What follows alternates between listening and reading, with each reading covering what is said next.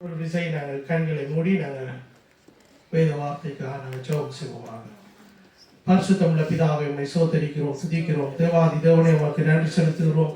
சர்வ வல்லமையுள்ள கர்த்தாவே, இந்த நேரத்திலும் ராஜா ஆண்டவரே உம்முடைய வார்த்தைக்காக ஜெபிக்கிறோம். ஆண்டவரே உம்முடைய வேதத்தின் ஆழங்களையும் ரகசியங்களையும் நீர் எங்களுக்கு வெளிப்படுத்துகிறதுக்காக உமக்கு நன்றி செலுத்துகிறோம். பரிசுத்த ஆவியானவர் நீர் தாமே எங்களோடு கூட இருந்து எங்களுக்கு விளங்காத காரியங்களை நீர் எங்களுக்கு விளங்கப்படுத்துறதுக்காக உமக்கு நன்றி செலுத்துகிறோம். கர்த்தாவே உம்முடைய கரத்திலே எங்களுடைய சிந்தனை யோசனைகள் எல்லாவற்றையும் ஒப்பு கொடுக்கிறோம். எங்களை பொறுப்படுத்திக் கொள்ளும் உம்முடைய சத்தத்துக்கு ஆண்டவரை உடைய வார்த்தைக்கு செவிசாய்க்க கிருபை செய்யும்படியாக ஜெபிக்கிறோம்.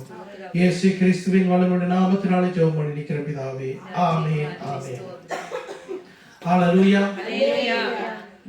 இந்த நாட்களிலே நாங்கள் கிறிஸ்மஸை நாங்கள் கொண்டாடுவதற்கு நாங்கள் கடந்து வந்து கொண்டிருக்கிறோம். இந்த நாட்களிலே நாங்கள் யோசிக்கலாம், ஆண்டவர் எங்களோட எண்ணத்தை பேச விரும்புகிறார், பேசுவார் என்று சொல்லி நாங்கள் திரும்பமாக நாங்கள் யோசித்தாலும் ஆண்டவருடைய வசனம் ஒவ்வொரு நாளும் திரும்பமாக புதிதாகத்தான் இருக்கும்.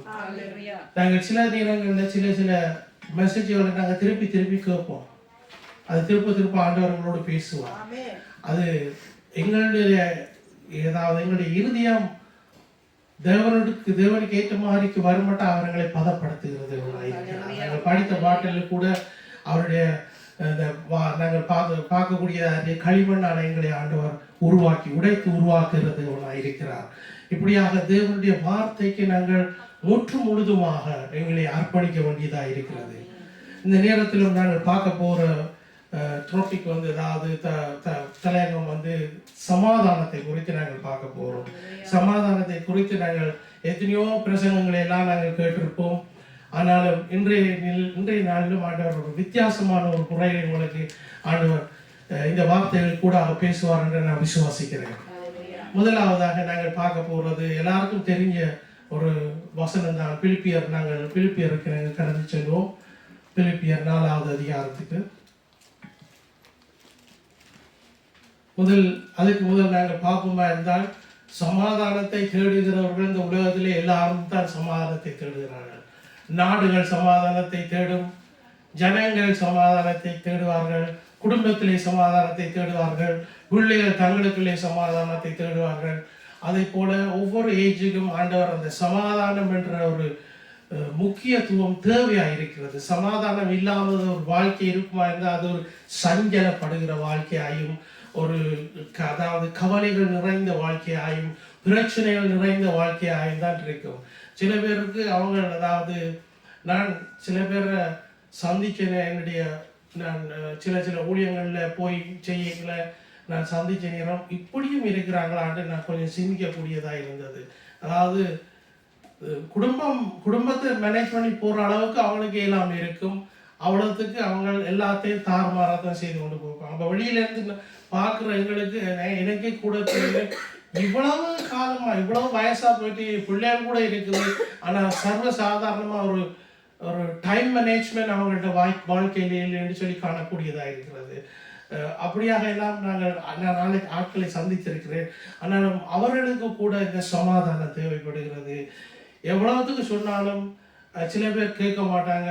சில பேர் ஆண்டவர் தேர்ந்த நான் என்ன செய்யறேன், சில ஊழியக்காரர்கள் கூட சொன்னாங்க, நீ என்னத்துக்கு இவ்வளவுக்கு டைம் இவ்வளோ அவங்களோட போய் கரைச்சல் பண்ணி கொண்டு இருக்கிற, கொஞ்சம் பார்த்து கொஞ்சம் நிதானமாக நடந்து கொண்டான்னு சொல்லி புத்திமதிகள் சொன்னார்கள்.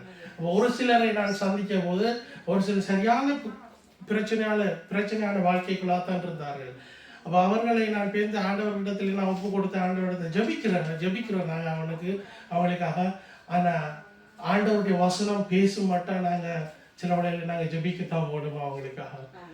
அப்போ அப்படியான ஒரு வாழ்க்கையை கூட அப்படியான ஒரு எக்ஸ்பீரியன்ஸை கூட நான் பெற்றுக்கொண்டிருக்கிறேன். தேவனோடு கூட நான் வாழுகிற இந்த வாழ்க்கையிலே நாங்கள் பார்ப்போம். பிலிப்பியர்ல 4வது அதிகாரம் 6வது வசனத்தையும் 7வது வசனத்தையும் நாங்கள் கொஞ்சம் நிதானமாய் நாங்கள் கண்ணோக்கி பார்ப்போம். நீங்கள் ஒன்றுக்கும் கவலைப்படாமல் எல்லாவற்றையும் குறித்து உங்கள் விண்ணப்பங்களை ஸ்தோத்திரத்தோடே கூடிய ஜெபத்தினாலும் வேண்டுதலினாலும் தேவனுக்கு தெரியப்படுத்துங்கள். அப்பொழுது எல்லா புத்திக்கும் மேலான தேவ சமாதானம் உங்கள் இருதயங்களையும் உங்கள் சிந்தைகளையும் கிறிஸ்து இயேசுவுக்குள்ளாக காத்துக்கொள்ளும். ஆமென். ஹல்லேலூயா. இந்த பிலிப்பியரை நாங்கள் இந்த புத்தகத்தை நாங்கள் அதாவது பிலிப்பியர் பிரீஃப் தான் சொல்லுவாங்க கடிதம். பிலிப்பியர் கடிதம் அதாவது பவுலால் எழுதப்பட்டிருக்கிறது. இதிலே கூட நாங்கள் நாங்கள் வாசித்து அறிஞ்சு கொள்ளக்கூடிய காரியம் என்னென்றால் பவுல் எழுதுகிற இந்த கடிதத்தில் எழுதுகிறார், உங்கள் விண்ணப்பங்களை ஸ்தோத்திரத்தோடு கூடிய ஜெபத்திலும் வேண்டுதலிலும் தேவனுக்கு தெரியப்படுத்துங்கள். முதலாவது அவர் கொடுக்கிறதான ஒரு அட்வைஸ் சொல்லலாம். என்னென்று பவுல் எங்களுக்கு சொல்லி கொடுக்கிறதான ஒரு காரியம், விண்ணப்பங்களை ஸ்தோத்திரத்தோடு கூடிய ஜெபத்திலும் வேண்டுதலிலும் தேவனுக்கு தெரியப்படுத்துங்கள். இதுல முக்கியமாக நாங்கள் பார்ப்போமா இருந்தால் ஜெபிக்க தெரிஞ்சாதான் நாங்க ஜெபத்துல நாங்க இதை ஆண்டவருக்கு வெளிப்படுத்தலாம். ஜெபிக்க தெரிஞ்சாதான் ஆண்டவருக்கு வெளிப்படுத்தலாம். அப்ப ஜெபிக்க தெரியறதுக்கு நாங்க என்ன சொன்னோம்னா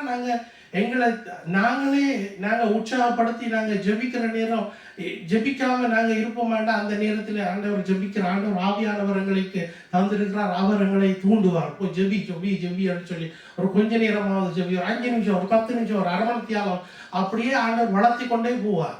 இப்படி வளர்த்தி கொண்டு போய்கல நாங்கள் கடந்த நாட்களிலே 21 நாள் நாங்கள் ஜெபித்த ஜெபங்களை நாங்கள் கொஞ்சம் யோசிச்சு பார்ப்போம் இருந்தால் நாங்கள் சில ஜெபங்களை நாங்கள் தொடக்கத்தில் நாங்கள் ஜெபிச்சிருக்க மாட்டோம். ஆனால் அந்த 21 நாளுக்குள்ள நாங்கள் அந்த எக்ஸ்பீரியன்ஸுக்குள்ள வரையக்கிட எங்களுக்கு சில ஜெபங்களை ஆண்டவர் உண்மையாகவே எங்களுடைய இருதயத்திலே ஒரு ஆழ்ப்பமாக வைத்திருப்பார்.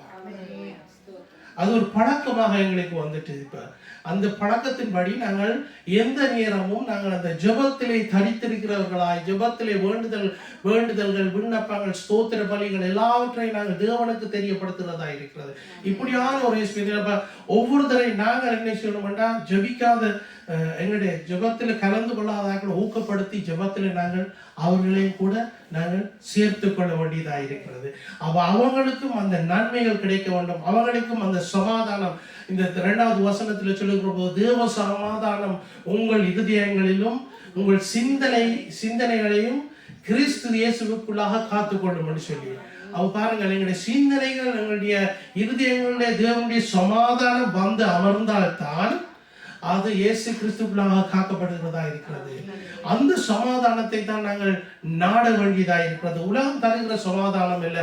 உலகம் ஒரு கொஞ்ச நேரத்துக்கும் எங்களுக்கு கொடுக்கிற ஒரு கொஞ்ச நிமிஷத்துக்கும் கொஞ்ச மணித்தியாலங்களுக்கும் கொஞ்ச நாட்களுக்கும் கொடுக்கிறதான சமாதானத்தை குறித்து இந்த இடத்துல எழுதப்படவில்லை. நித்தியமா எங்களோடு இருக்கிற ஒரு சமாதானத்தை குறித்து எழுதப்பட்டிருக்காது. அதுவும் பவுலுக்கூட எங்களுக்கு கிடைத்ததான இந்த ஒரு நல்ல ஒரு செய்தி, நல்ல ஒரு அட்வைஸ் ஒன்று, நல்ல ஒரு காரியத்தை பவுல் எங்களுக்கு வெளிப்படுத்தி இருக்கிறார். பவுல் வெளிப்படுத்தினதில்ல, அவர் கூட தேவ ஆவியானவர் கூட பவுலு கூட எங்களுக்கு கிடைக்கப்பட்டதான இந்த குட் நியூஸ் தான் நாங்கள் சொல்லலாம். ஆமென். இப்படியாக நாங்கள் பார்க்கிறோம். இப்ப நாங்க பார்த்திருக்கிறோம் பவுல் எப்படி எங்களுக்கு இந்த வார்த்தையை குறித்து எங்களுக்கு சொல்லி இருக்கிறார். அடுத்ததாக நாங்கள் பார்ப்போம் சங்கீத புஸ்தகத்திலே அதாவது தாவீது எப்படியாக எங்களுக்கு எழுதியிருக்கிறார் என்று நாங்கள் அதை கவனிப்போம். சங்கீதம் 29வது அதிகாரத்திலே 11வது வசனம் இப்படியாக சொல்கிறது, கர்த்தர் தமது ஜனத்துக்கு பலம் கொடுப்பார், கர்த்தர் தமது ஜனத்துக்கு சமாதானம் அருளி அவர்களை ஆசீர்வதிப்பார். அப்ப பாருங்கள், தாவீது கூட இப்படியாக பெற்று கொண்டதான அந்த சமாதானத்தை குறித்து எழுதியிருக்கிறார். தாவீது என்ன மாதிரி எழுதியிருக்கிறார்? கர்த்தர் தமது ஜனத்துக்கு பலன் கொடுப்பார், கர்த்தர் தமது ஜனத்துக்கு சமாதானம் அருளி அவர்களை ஆசீர்வதிப்பார் என்று சொல்லப்படுகிறது. தேவனுக்கு நாங்கள் நன்றி சொல்லுவோமா? அல்லேலூயா சொல்லுவோமா? அல்லேலூயா. ஆண்டவர் என்னன்னு சொல்லுகிறோம் என்றால் நாங்கள் தேவனால் பிடிக்கப்பட்ட ஜனங்களாக இருக்கிறோம். அது நிமித்தம் ஆண்டவர் சொல்லி இருக்கிறார், நாங்கள் தேவனுடைய ஜனங்கள் என்றால் எங்களிடத்திலே சமாதானம் உண்டு, அவர் எங்களை ஆசீர்வதித்திருக்கிறார், எங்களுக்கு ஒரு குறையும் இருக்காது. ஆண்டவர் எல்லாவற்றையும் எங்களுக்கு நன்மையாக மாற்றி தருகிறவராக இருக்கிறார்.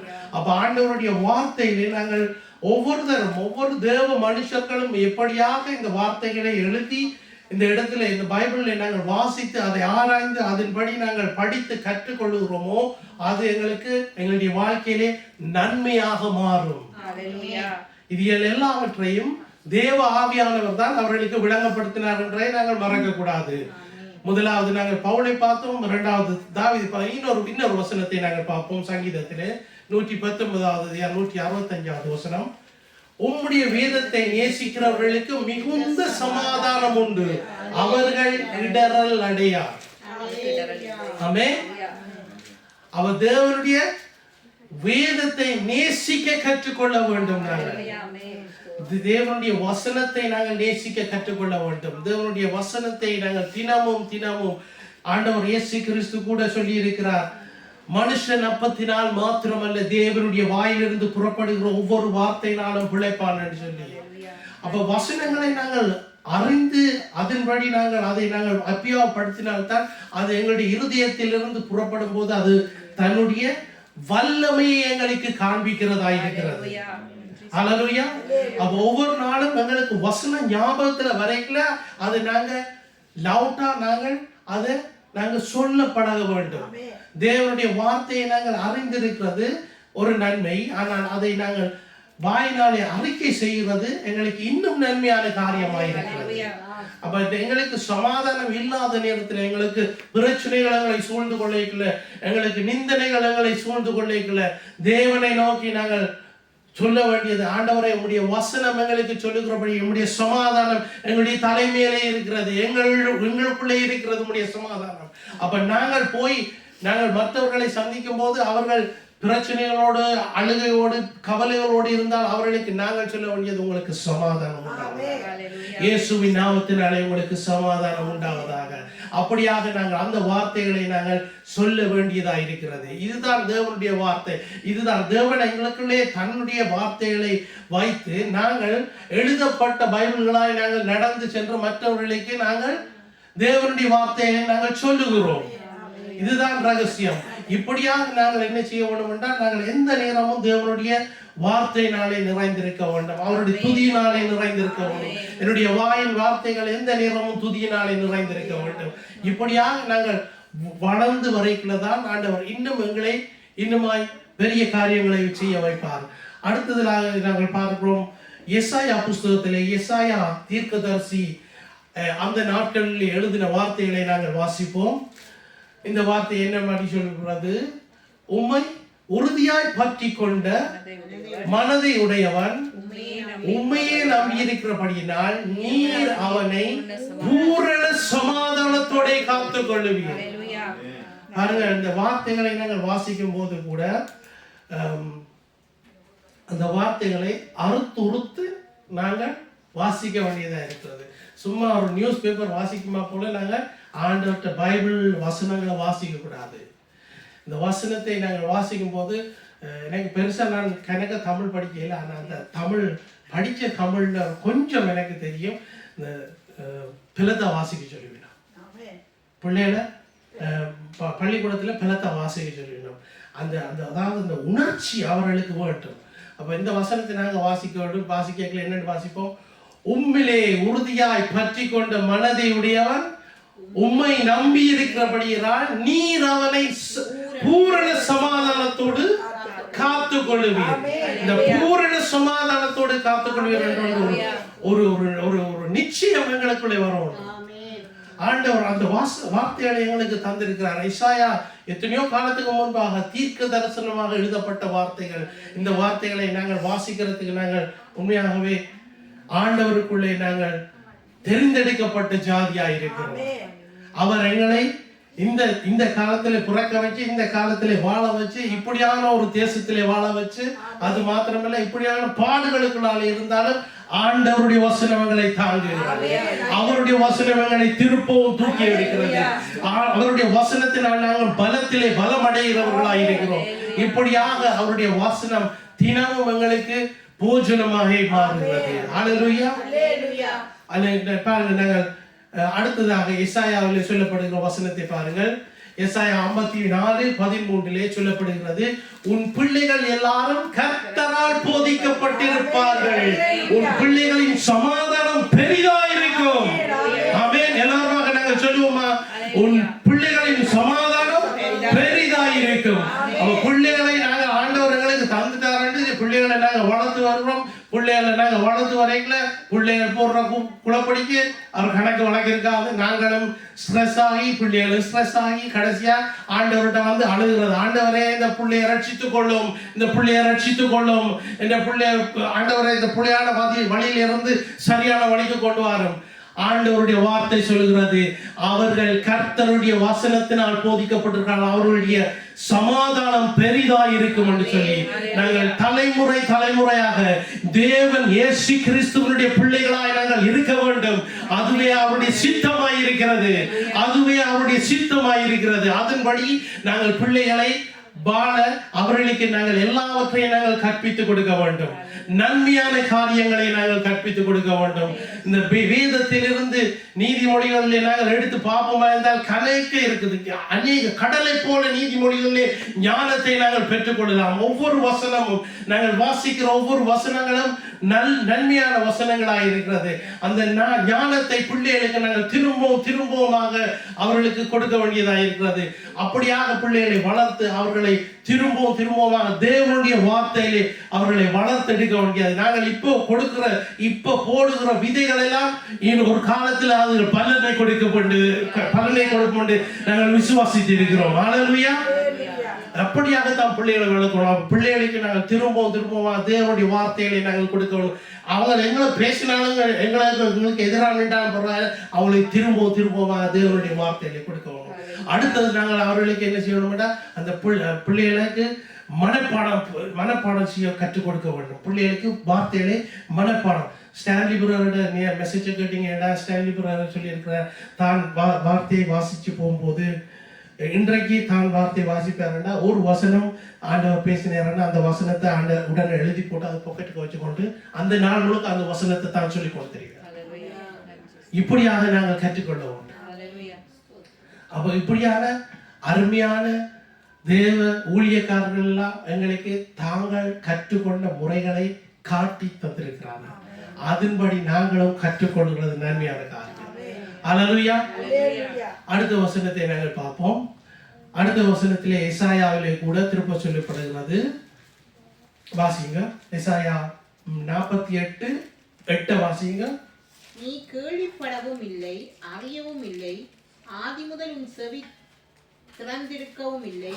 நீ துரோகம் பண்ணுவாய் என்பதை தாயின் கற்பம் தொடங்கி நீ மீறுகிறவன் என்று பெயர் பெற்றதையும் அறிந்திருக்கிறேன். அடுத்த வசனம் 18 வாசிங்க. 8 வாசிட்டீங்க ஃபுல்லா. ஓகே, 18 வாசிங்க. என் கற்பனைகளை கவனித்தாயானால் நலமாயிருக்கும். அப்பொழுது உன் சமாதானம் நதியைப் போலும் உன் நீதி சமுத்திரத்தின் அலைகளைப் போலும் இருக்கும். 22வது வசனத்தை வாசிங்க. துன்மார்க்கருக்கு சமாதானம் இல்லை என்று கர்த்தர் சொல்லுகிறார். ஆமென். ஹல்லேலூயா. அப்ப இந்த 18வது வசனம் சொல்லுகிறது, என் கற்பனைகளை கவனித்தாயானால் நலமாயிருக்கும். அப்பொழுது உன் சமாதானம் நதியைப் போலவும் உன் நீதி சமுத்திரத்தின் அலைகளைப் போலவும் இருக்கும் என்று ஆண்டவருடைய வார்த்தை சொல்லுகிறது. ஏசாயா தீர்க்கதரிசி கூடாக கொடுக்கப்பட்ட இந்த வார்த்தைகள்.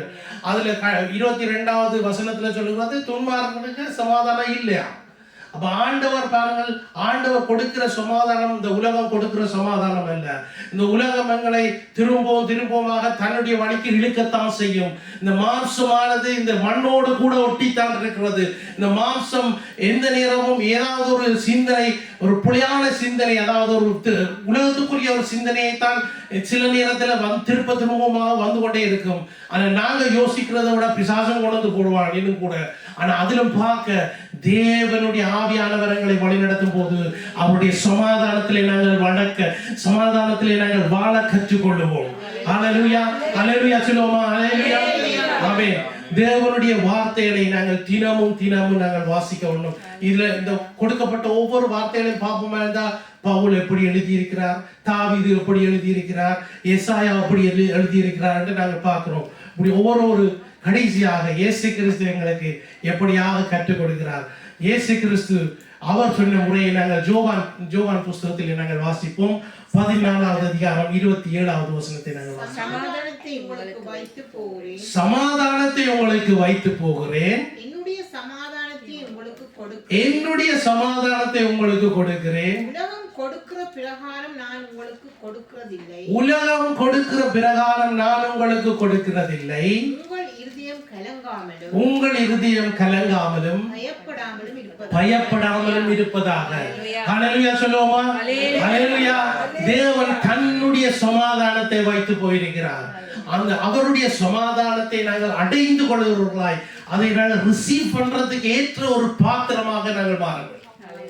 அப்படியாக மாறி அந்த சமாதானம் தினமும் எங்களுக்குள்ளே நிலைத்து நிற்க வேண்டும். அதை நீங்க பறி கொடுத்து விடக்கூடாது. என்ன நடந்தாலும் வாழ்க்கையில எத்தனையோ துன்பங்கள் வரலாம், கவலைகள் வரலாம், எத்தனையோ இழப்புகள் வரலாம். ஆனா தேவனுடைய சமாதானம் எனக்குள்ளே நிலைத்து நிற்க வேண்டும். தேவனுடைய சமாதானத்திலே வாழ நான் கற்றுக்கொள்ள வேண்டும். அதன்படி வாழ வேண்டும். அவருடைய வார்த்தைகளுக்கு நான் என்னை ஒப்புக் கொடுக்க வேண்டும். அவருடைய வார்த்தைகளுக்கு நாங்கள் எங்களை முற்று முழுதுமாக ஒப்புக் கொடுக்க வேண்டும். எங்களுடைய கல்லான இருதயம் உடைக்கப்பட வேண்டும். தேவனுக்கு முன்பாக உடைக்கப்பட்டு தேவனுடைய ஆவியினால் நம்ம வழிநடத்தப்பட வேண்டும். அவர் எங்களை தினமும் எங்களை தன்னுடைய ஆவியானவரினால் எங்களை புதுப்பிக்கிறவராய் இருக்கிறார்.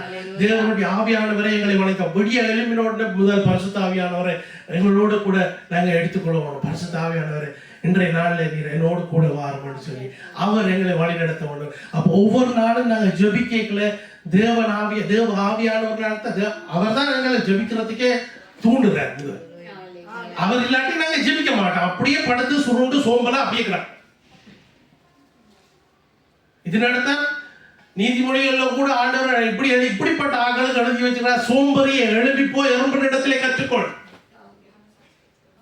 அப்ப நாங்க சோம்பலா இருக்காம கண்ணை மூடி முடிக்க எந்த நேரம் தேவனுடைய ஆவியானவர் எங்களை வழி நடத்துகிறார் என்ற ஒரு சிந்தனை எங்களுக்கு வேண்டும்.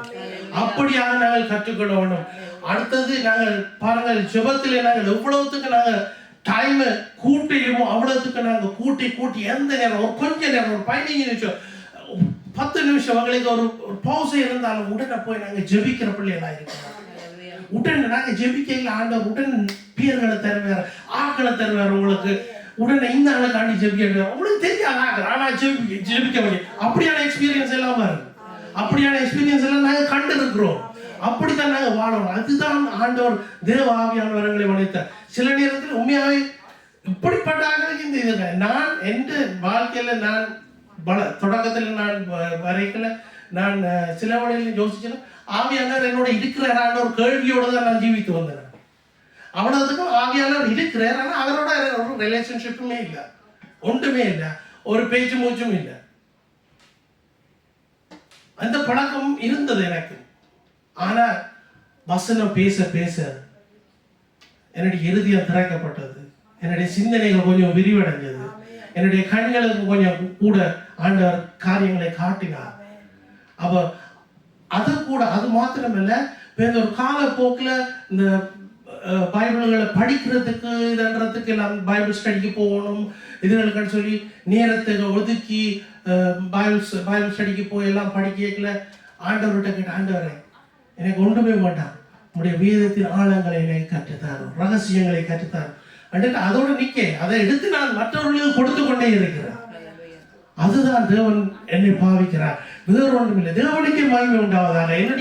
எனக்கு இல்லை, ஆண்டவர் இயேசு கிறிஸ்து கடைசியாக கொண்டு வந்து சொல்லி முடிக்கிற காரியம் என்னென்றால், உங்களுக்கு இந்த உலகம் கொடுக்கிற சமாதானம் நான் கொடுக்கல, நான் என்னுடைய சமாதானத்தை வைத்து போகிறேன் என்று இயேசு கிறிஸ்துவானவர் சொல்லி இருக்கிறார்.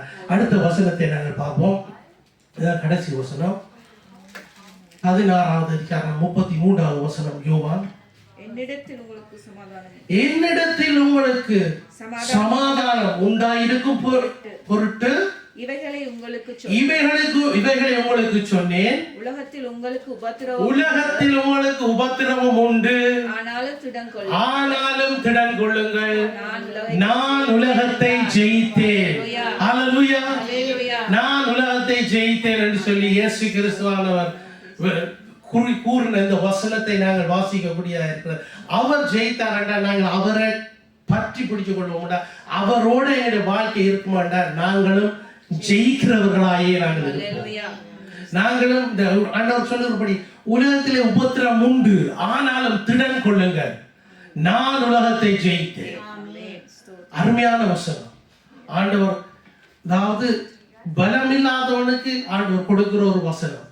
உபத்திரவத்தில் வாழ்ந்து கொண்டிருக்கிறவனுக்கு ஆண்டவர் கொடுக்கிறவங்க இந்த வசனத்தை அந்த நேரத்தில் அந்த வசனத்தை எடுத்துக்கொள்ளைகள அவனுக்கு இருக்கிற அந்த வெளிப்படுத்தல்களும் ஆண்டவரில் இருக்கிற ஒரு அன்பும் அதுல சொல்லிடலாது. அது நாங்கள் வாயால சொல்லிடலாது. இது உபத்திரவத்தில் இருக்கிறாங்களுக்கு தான் இந்த வசனத்தை அவர்கள் விளங்கி கொள்வார்கள். நாங்கள் இந்த வசனத்தை சும்மா மேலோட்டமாக வாசிட்டு போகக்கூடாது. இதில் உண்மையாகவே நாங்கள் இன்னுமாய் கூட நாங்கள் ஆழங்களை கற்றுக்கொள்வோம். எப்படி உபத்திரவம்னு சொல்லிக்கல உண்மையாகவே இந்த உலக வாழ்க்கையிலே கைவிடப்பட்ட நிலைமையிலே, ஒருத்தரும் எங்களை நேசிக்காத நிலைமையிலே, எங்களுக்கு ஒன்றும் இல்லாத நிலைமையிலே நீ இருக்கிற நபருக்கு இந்த வசனம் பேசும். அதுக்காக நாங்கள் சொல்லல ஆண்டவர் எங்களுடைய வசனம் இந்த வசனம் எங்களுக்கு பேசல, எல்லாருக்கும் இந்த வசனம் தான் பேசுறது.